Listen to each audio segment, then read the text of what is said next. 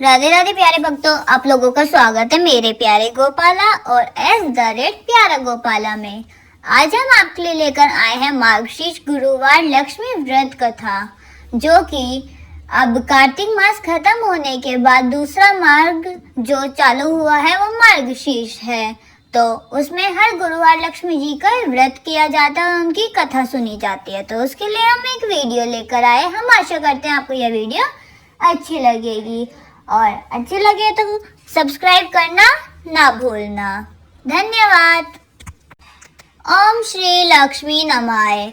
प्रिय श्रुतियों, आज मार्गशीर्ष यानी कि अमर मास का पहला गुरुवार दिनांक 6 नवंबर है और आज से माँ लक्ष्मी जी के व्रत प्रारंभ हो रहे हैं।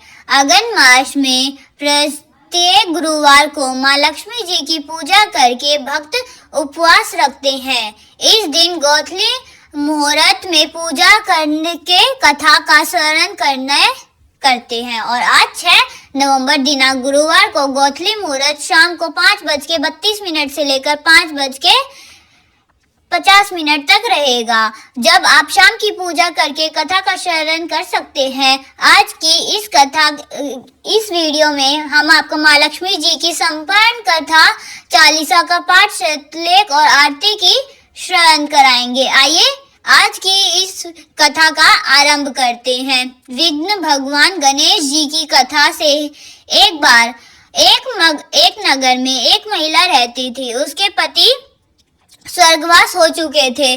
उसका 4 साल का पुत्र था। उसकी सास बड़ी कठोर हृदय की स्त्री थी। वह अपनी बहू और को बहुत परेशान करती थी और एक दिन सास ने अपनी बहू को और पोते को अपने घर से निकाल दिया। वह दोनों रोते हुए चलते चलते एक जंगल में जा पहुंचे। वहां एक बड़ा सा पेड़ के नीचे वह बैठ गए। वहां से थोड़ी सी दूर पर गणेश जी का एक मंदिर था। वहां पर वह लोग गणेश जी के दर्शन करने बहुत सारे लोग आया करते थे। दर्शन करके गणेश जी का प्रसाद जो चढ़ाते थे, फिर वह प्रसाद सबको बांट दिया जाता था। इसी प्रसाद से माँ और बेटे का गुजारा होने लगा था। अब दोनों गणेश जी के पूजा पाठ में लग गए थे। एक दिन उन्होंने सोचा, क्यों ना हम ही यहाँ जंगल में से फूल तोड़कर लाकर बेचे, और अब रोज जंगल में कुछ फूल लाकर उनकी माला बनाकर बेचने लगे। साथ में पूजा की सामग्री और प्रसाद भी बेचने लगे। इससे उनको आमदनी होने लगी थी। गणेश जी की कृपा से उनकी आमदनी बढ़ने लगी। जल्दी से उन्होंने एक मकान और एक दुकान भी बना लिया था। एक राजा की लड़की मंदिर में रोज पूजा करने आया करती थी। मालकिन के बेटे को देखकर राजकुमारी उस पर मोहित हो गई और फिर उन्होंने विवाह करने की सोची। उन्होंने अपनी भाभी से अपने मन की बात कही। भाभी अनुभवी थी। उन्होंने कहा, वह तो मालिक का बेटा है और मालिन का बेटा है और तुम एक राजा की बेटी। अगर तुमने उनसे विवाह किया तब तो तुम्हारी बड़ी बेइज्जती होगी। लेकिन राजकुमारी अपनी बात पर अड़ी रही थी। उन्होंने किसी की एक न सुनी और अपनी भाभी से कहा, मैंने तो प्रतिज्ञा कर ली है कि मैं उसी से ही विवाह करूंगी। अब भाभी ने घर जाकर सारी बात राजा को बता दी। राजा ने मना नहीं किया और इस विवाह के लिए तैयार हो गए।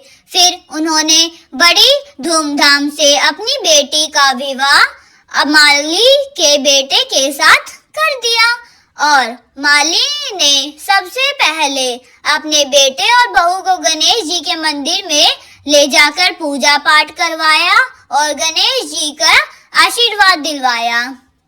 इसके बाद पूरी नगर में यह बात फैल गई कि गणेश जी की पूजा करने से सब मनोकामना पूरी होती है और सबका दुख जो है वो दूर हो जाता है। यह बात सुनते ही तो सारे नगर के सभी लोग उस मंदिर में आने लगे। माली और उसके बेटे की बिक्री और भी बढ़ गई।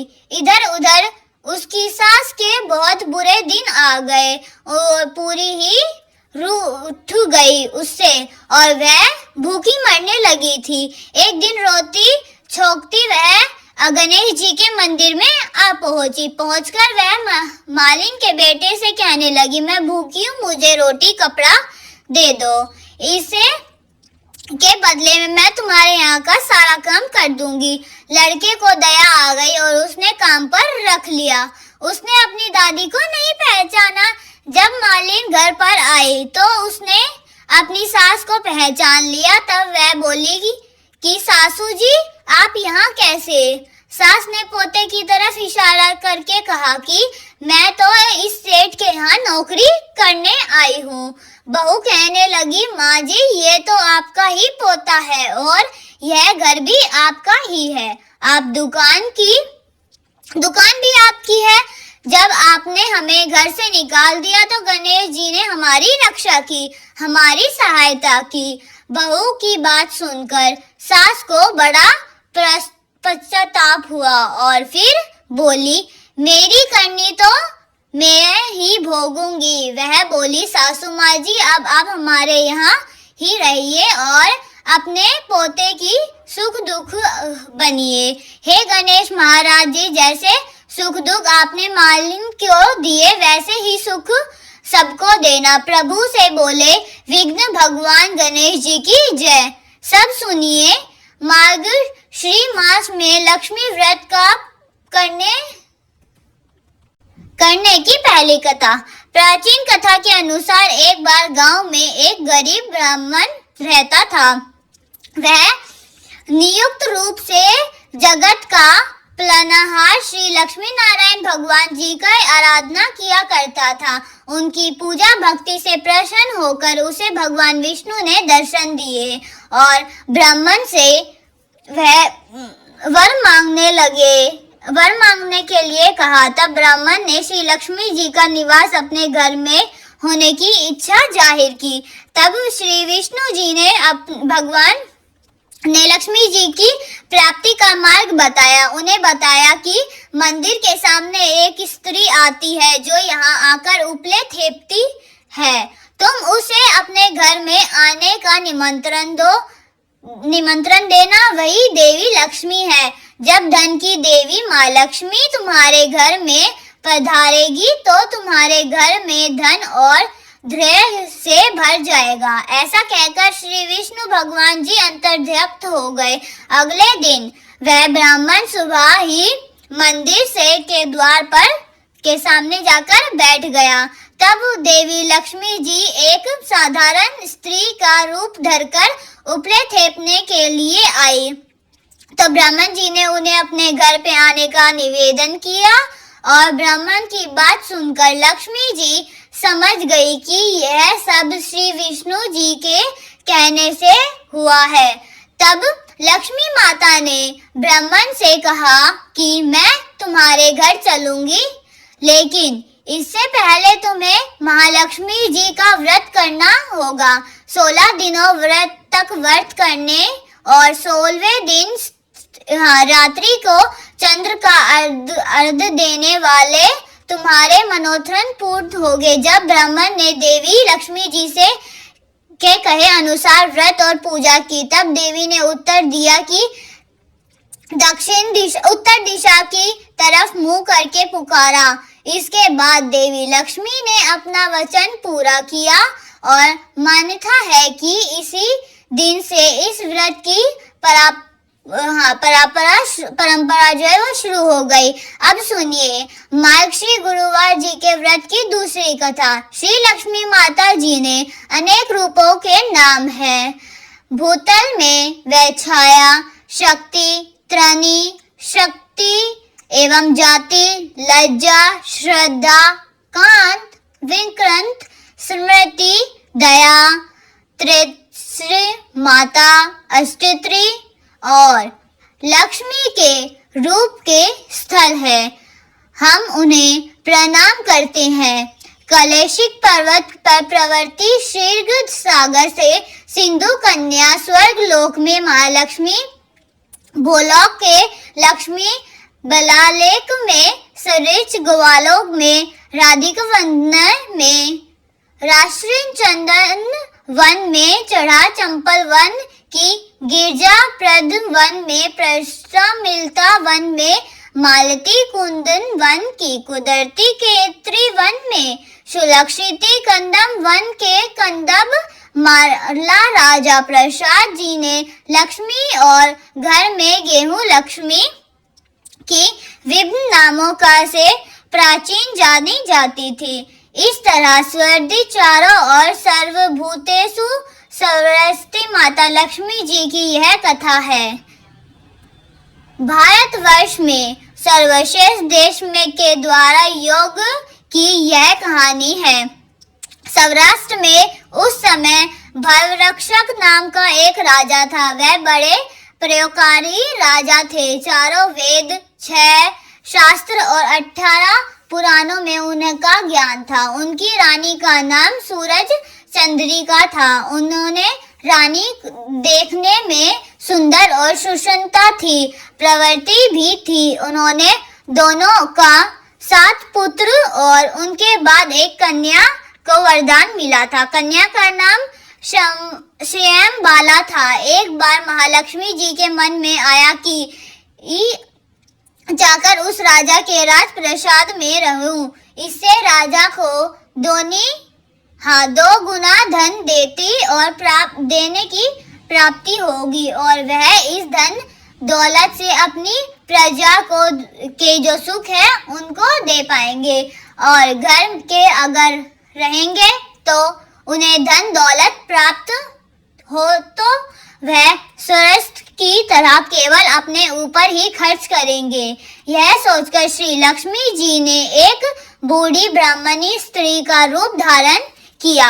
हाथ में लाठी लेकर लाठी के सहारे वह रानी के द्वार तक पहुंची। यद्यपि उन्होंने बुढ़िया औरत का रूप धारण किया था, पर चेहरे पर देवी का तेज था। उन्होंने देखते ही एक दासी के सामने आई। इसके नाम धर्मकार पूछ डाला। विघ्न ब्राह्मणी के रूप धरे हुए माता लक्ष्मी जी ने कहा, बालिके मेरा नाम कमला है, मेरे पति का नाम भुवनेश है, हम द्रौपदी में रहते हैं। तुम्हारे पिछले जन्म में एक वृष की पत्नी थी। वह वृष गरीब था। गरीबी के कारण हर रोज उन्हें घर पे झगड़े हुआ करते थे और उनके पति भी रोज मारा करते थे। इन बातों से तंग आकर वह छोड़कर चली गई और वन जंगलों में खाली पेट भटकने लगी। उनकी इस दुर्दशा में मुझे दया आई। तब उन्होंने उसे सुख संपत्ति देने वाली श्री महालक्ष्मी जी की कथा सुनाई। मैंने कहा, पर उन्होंने महालक्ष्मी जी का व्रत किया और लक्ष्मी जी प्रसन्न हुई और उनकी गरीबी दूर हो गई। इसका घर संसार दौलत संपत्ति समृद्धि से भर गया। बाद में प्रति दोनों प्रलोक सिधारे। लक्ष्मी व्रत करने के कारण वह लक्ष्मी लोक में रहे। उन्होंने जितने साल लक्ष्मी जी का व्रत किया उन्हें हजारों साल उनकी सुख और भोग मिला। इस जन्म में उनका जन्म राज्य धराने में हुआ और परंतु वह भी महालक्ष्मी जी का व्रत करना भूल गई थी और मैं उन्हें से यह याद दिलाने आई हूँ। बुढ़िया ब्राह्मणी की बात सुनकर दासी ने उन्हें प्रणाम किया और फिर लक्ष्मी जी का व्रत किस तरह किया जाएगा इस विषय में पूछा। जब ऋषि रूप धारी करके माँ लक्ष्मी जी के से दासी ने पूजा विधि और महिमा बताई। उसके बाद वह दासी माता को प्रणाम करके रानी से बताने अंदर चली गई और राज वैभव में रहते हुए रानी को अपनी एकव्रता पर बड़ा घमंड था। संपत्ति और अंधकार के कारण वह उन्मत्ता हो गई। दासी के द्वारा बताई गई वृद्धि ब्राह्मणी की बात सुनकर वह आग बबूला होकर राजद्वार पर आकर बुढ़िया का रूप धारी श्री लक्ष्मी जी पर ही बरस पड़ी उसे यह नहीं पता था कि वह स्वयं माँ लक्ष्मी जी ही है। एक वृद्धि ब्राह्मणी का रूप धारण करके उसके द्वार तक पर आ खड़ी हुई है, परंतु रानी का इस कदर रूखा और बर्ताव करना अपनी आराधना देखकर जब माँ लक्ष्मी जी ने वहां ठहरकर ठीक नहीं समझा और वह वहां से चल पड़ी। राह में राजकुमारी श्यामबाला मिली। उन्हें श्यामबाला को सारी बात बताई। श्यामबाला ने अपनी ओर से माँ लक्ष्मी जी को क्षमा मांगी और माता को उस पर दया आ गई। उन्होंने श्यामबाला को श्री लक्ष्मी माता का व्रत करने के बारे में बताया। उस दिन अज्ञानी मार्ग श्री मास का पहला गुरुवार था। श्यामबाला ने परम श्रद्धा से माँ लक्ष्मी जी का व्रत रखा। फल स्वरूप राजा श्रीवृद्धि की सुपुत्री मालाधरी से उनका विवाह हुआ। वह धन दौलत एवं वैभव से मालामाल हो गई। पति के साथ ससुराल में आनंद के दिन बिताने लगी। इधर से माँ लक्ष्मी जी की रानी पर प्रकोष हुआ। फल स्वरूप राजा भुद्र शिव का राज्य और राजकुमारा के बारे में सब कुछ नष्ट हो गया। यह तब ही खाने के लिए लाले पड़ गए थे। ऐसी दशा में एक दिन रानी ने राजा से निवेदन किया कि हमारे दामाद इतना बड़ा राजा है, धनवान है, सर्वश्रेष्ठ है, क्यों न उसके पास ही जाए, अपना हाल उसे बताए तो वह हमारी जरूर सहायता करेगा। ऐसी बात सुनकर राजा भद्रश्रव दामाद के पास खाने आए और पहुंचकर एक तालाब के किनारे थोड़ी देर विश्राम करने के लिए ठहरे। तालाब के पानी लेते समय दासियों ने उन्हें देखा। उन्होंने विनम्रता से उनके बारे में पूछा और जब उन्होंने यह पता चला कि वह रानी श्यामबाला के पिता है तो उन्हें दौड़ते हुए जाकर उन्हें रानी के सारी बात बताई। रानी ने दासी के हाथ राजधरण भोजन बड़े ठाट से उनका स्वागत और आदर सहित उनको घर बुलाया और खान पान करवाया। जब वे वापस लौटने लगे तो सोने की मोमार से भरे हुए घड़े भी दिए। राजा भ्रज से जब वापस लौटे तो उन्हें देखकर उनकी पत्नी रानी सूर्य चंद्रिका बड़ी खुश हो गई। उन्होंने सोने की मोहरों से भरे घड़े का मुंह खोलकर देख लिया, लेकिन हे भगवान, घड़े में तो धन के बदले कोयले मिले हैं। यह सब श्री लक्ष्मी जी की परोप से हुआ है। इस तरह दृष्टि का कई और दिनों तक बीत गए। इस बार रानी स्वयं अपनी कन्या के पास गई। वह दिन अयोग मास के अंतिम गुरुवार था। श्यामबाला ने श्री लक्ष्मी जी का व्रत किया था, पूजा की और अपनी माता से भी व्रत करवाया। उसके बाद रानी अपने घर में आ गई। श्री माँ लक्ष्मी जी का व्रत रखने पर उसे फिर से राजपाट धन दौलत स्वयं प्राप्त हुआ। कुछ दिनों बाद राजकन्या श्यामबाला अपने पिता के घर अपने मायके आई। उसने अपने घर को देखकर सब सूरज चंद्रिका को पुरानी बातें याद दिलाई गई है कि श्यामबाला ने अपने पिता को घड़ा एवं भरकर कोयले का दिया था तो उसे कुछ भी नहीं दिया। इस कारण श्यामबाला के पिता ने घर आने पर उसको कोई भी आदर सत्कार प्राप्त नहीं हुआ। उसको किसी भी सम्मान नहीं किया, बल्कि अनादर ही हुआ। पर उसने इस बात का बुरा नहीं माना। अपने घर लौटते समय उसे पिता के घर से थोड़े नमक ले लिया और अपने घर के ससुराल में लौटते समय उसके पति ने जब पूछा कि अपने मायके से क्या लाई, तब उसने जवाब दिया कि वहाँ का सार लाई हूँ। पति ने पूछा, अब भला इसका क्या मतलब हुआ? श्यामबाला ने कहा, थोड़ी धीरज रखो, सब पता चल जाएगा। उसी दिन श्यामबाला ने सारा भोजन नमक डाले बिना बनाया और फिर परोसा। पति ने जब भोजन किया तो सारा भोजन बिना नमक का था। इसके इसलिए स्वाद नहीं आ रहा। फिर स्वयं बाला ने थाली में नमक डाला, इससे सारा भोजन स्वादिष्ट लगने लगा। तब स्वयं बाला ने अपने पति से कहा, यह है मेरे मायके से लाए हुआ सार।